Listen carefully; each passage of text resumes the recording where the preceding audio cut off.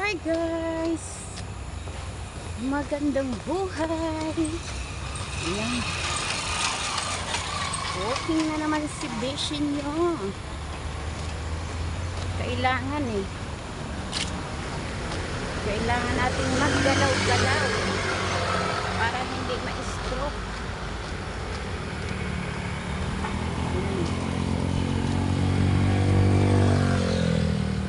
Kasi kung di tayo mag-exercise ay magka-problema tayo sa ating mga kasukasuan. Ayan. Kaya lakad-lakad.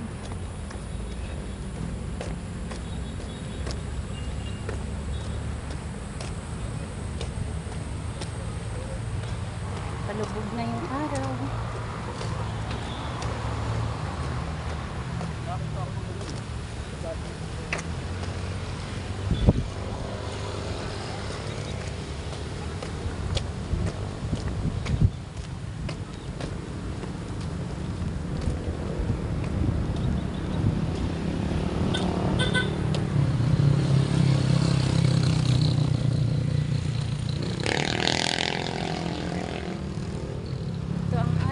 Daily routine.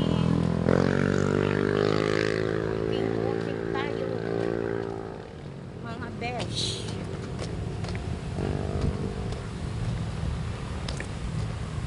Para humaba ang buhay.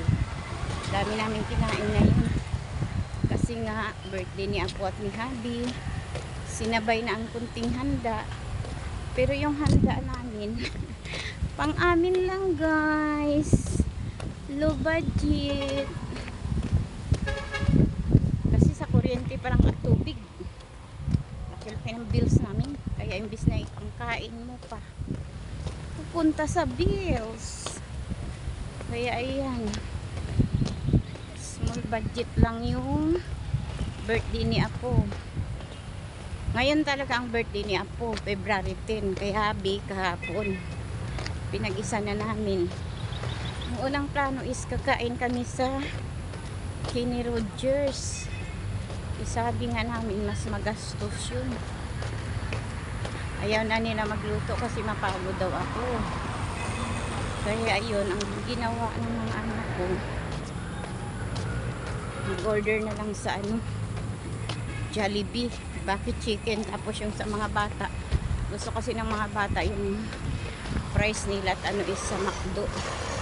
Kaya yung kanila McDo, sa amin Jollibee. Tapos bumili lang ako ng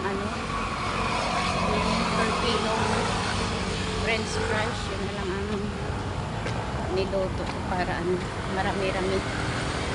Kaysa yung bumili ka na yung best friend ba yun o twin price 179 ang tayo. Samantalang yung ilaw pa na price 100 lang, 1 kilo na yun. O only price ka na, kwanto sawa ka na ng kain. Kaya sabi ko gano'n na lang kasi yung timpla lang naman mayroon naman nabibiling cheese tsaka yun, may asin. Kasi hindi naman sila mahilig sa yung may cheese. Wala kang asin yun ayaw ni Habi lagyan. Inano na lang sa ketchup, sausaw sa ketchup. Wala sa na, bawi na lang pag nagkapira yung handa. Kaya nakakahiya sa mga batang yung mga kaibigan ni Apo yun, french fries lang binigay namin kasi guys wala nga budget. Di ba kailangan practical tayo ngayon? Gagastos ka ng malaki papakain mo lang. Budget nyo na. Kayo nang magsawang kumain. Okay lang sana kung yun kung talagang nakaka-LM. Para para yun, pwede ka mag-share your blessings. Ako nga gusto ko sana ganun. Kaso wala tayong sahod guys ngayong buwan. Walang sahod sa reels. Mahina ang kitaan. Kaya ayun, wala tayong naambag kay ako. Tsaka nag-update kami ng ano namin, yung bahay, yung bayarin. Nag-update kami para ano, maganda naman updated. Kasi baka mamaya magulat tayo eh. Mashirip na pala kami. Nasa ano rin yung nabayaran ko. Malaki-laki rin. Kasi ilang ano rin yun na hindi ko in-update eh. 3 years ata guys. Pero yun na, full updated na. Tapos kunti na lang din talaga yung ang pangit dun, makagraduate ka nga, pagka-graduate mo, bigla ka na lang sinaksak. Kabuuan sa balance namin. Maliit na lang din. Kaya next year uli pag ano, sumahod sa paliwagan. Sinahod ko lang yun eh. Hinayad. Tapos yan nga, yung mga gamot namin, libreng ang check-up. Pero ang gamot din namin, libo rin yung gamot namin. Kung ilang libo yung laboratory, ganun din yung gamot.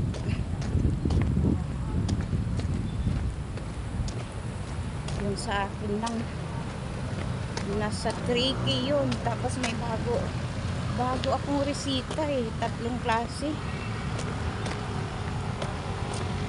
Sa 4,000 rin yun. Pero mo yan, pangkain na yan. Wala eh.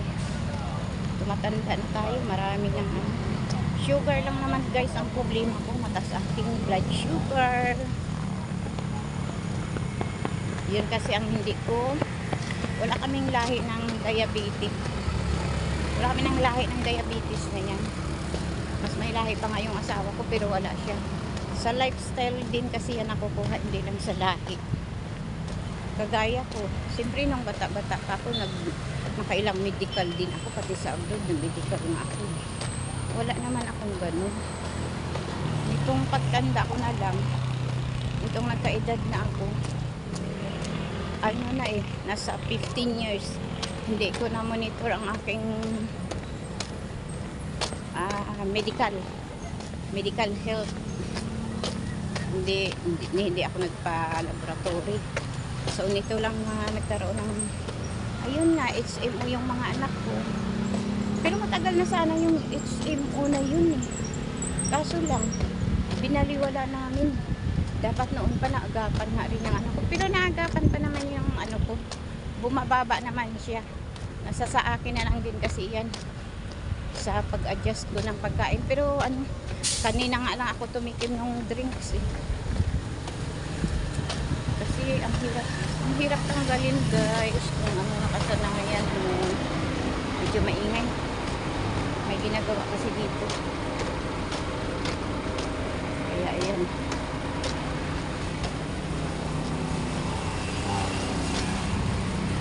Kaya yan.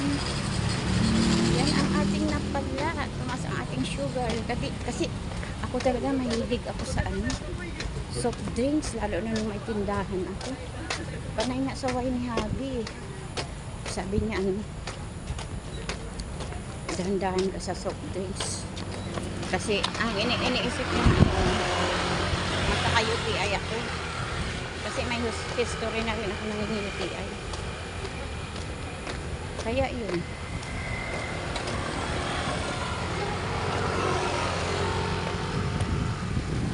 Yun nga, hindi ako nakinig. Kaya yun. Tapos si Habi din. Sige, lakad ka lang. Si Habi naman, ano sa kanya, uric. Mataas ang kanyang uric. Yun naman ang lifestyle niya rin kasi. Ayan.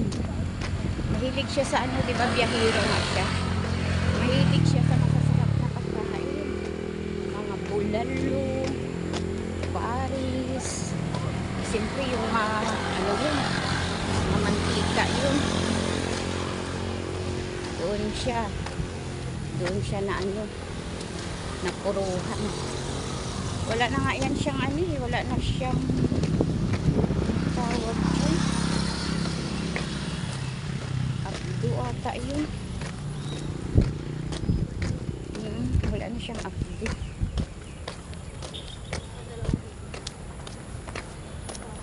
Kasi naoperahan na nga siya, diba? naoperahan na siya sa kanyang gallbladder.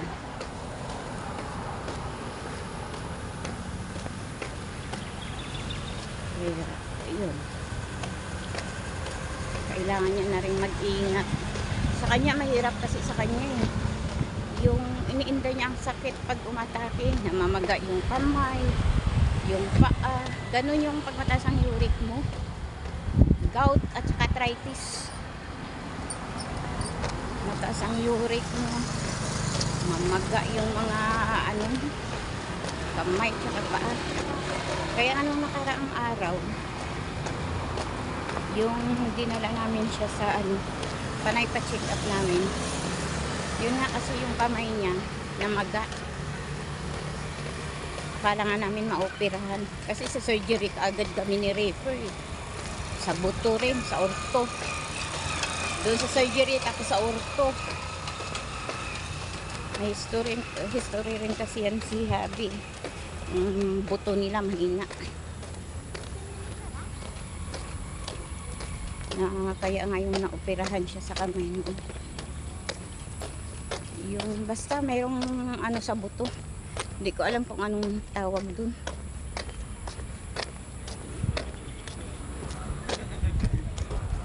Kaya yung isa niyang kamay, kaliwa yung dati, nagka-problema.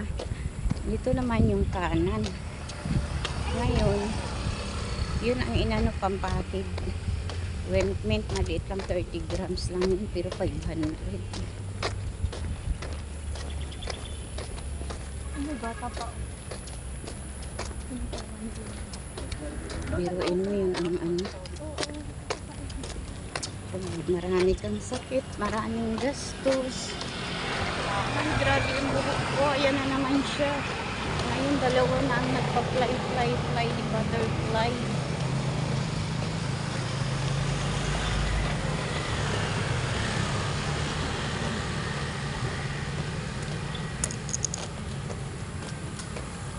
Pang second laps na namin, guys. Diba? Yung pinto lang ako ng pinto. Hindi ko na malayan. Ang second laps na namin. Ang bilis lang, guys.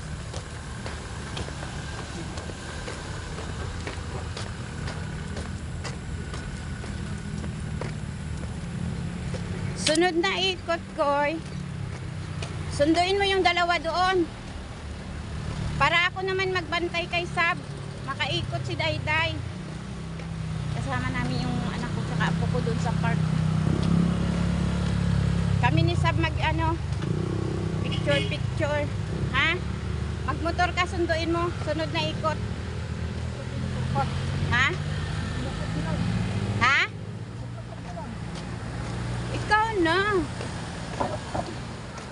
Mag-ikot ako dito.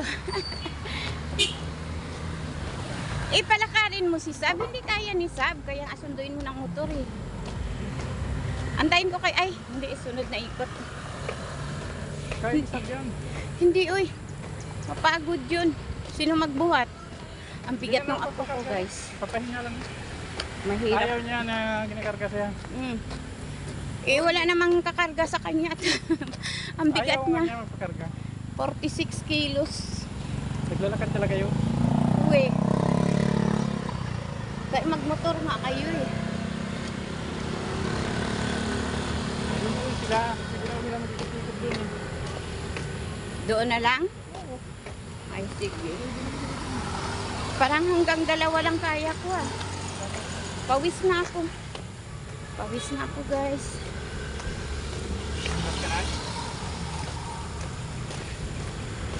Busog eh.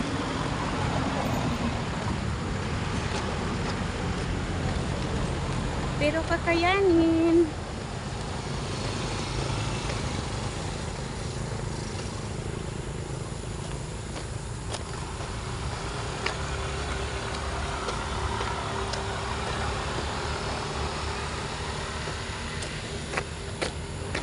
Kakayanin natin.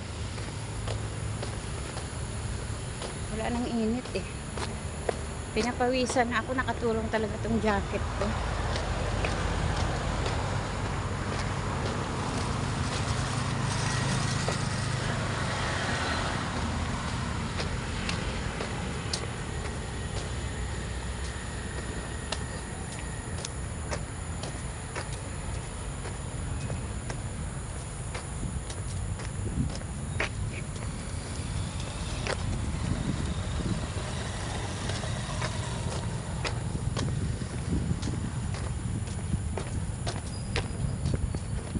maano na.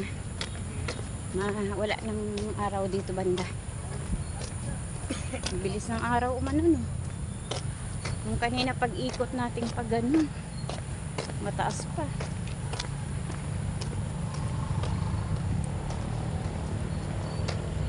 Yan si Habi. Hi! Uy! Masakit ang kamay ko. Hindi makakaway. Kalma. Hindi makakaway si Habi. Masakit yung kinukwento ko sa inyo na masakit ang kamay niya.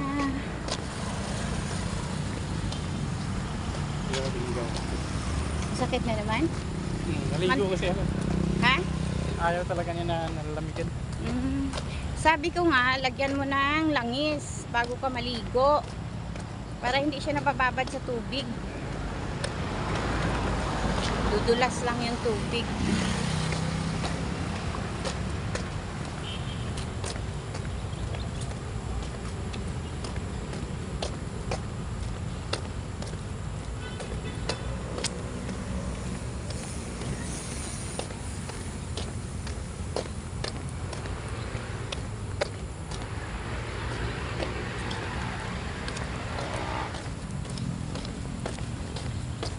Ang dami kong sinain. Walang bawas. Kumain kasi ng marami. Ano mong bawal. Kaya nga, ang dami sinain. Ang Bago dami nga, kong hindi nga sinain. Sabi Sabi hindi ako ko. kumain ng marami.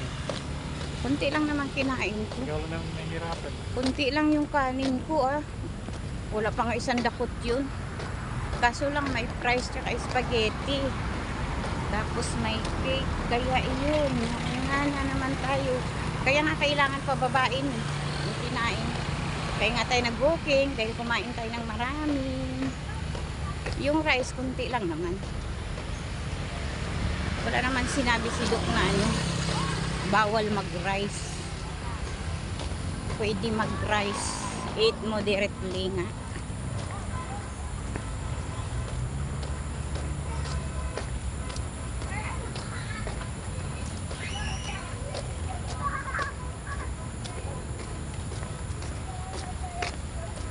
Yan yung patay na kahoy, guys.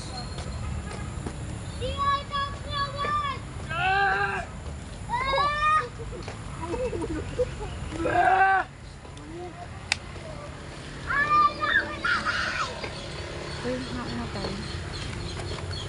Hi. Gosh, good.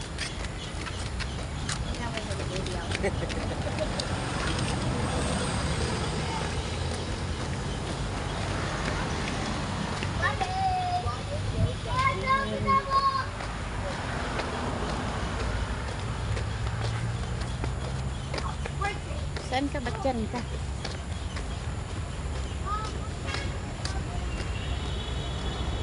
Ayan ang Korea.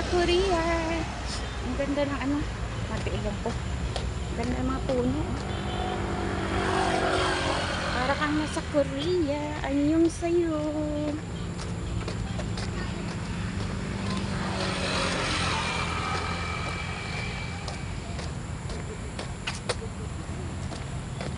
Guys,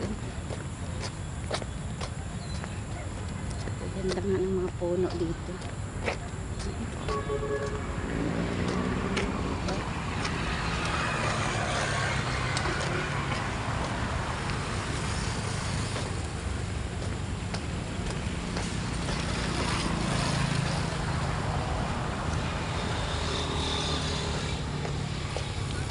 May mga bikers pa rin.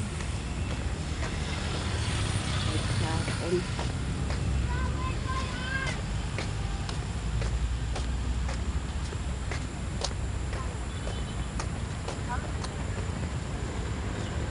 Sa taas kami kasi sa taas kami. Baba. Against the light. Madilim.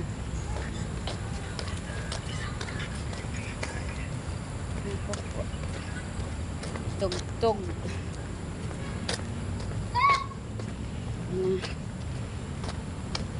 Thank you for watching, guys. Bye bye.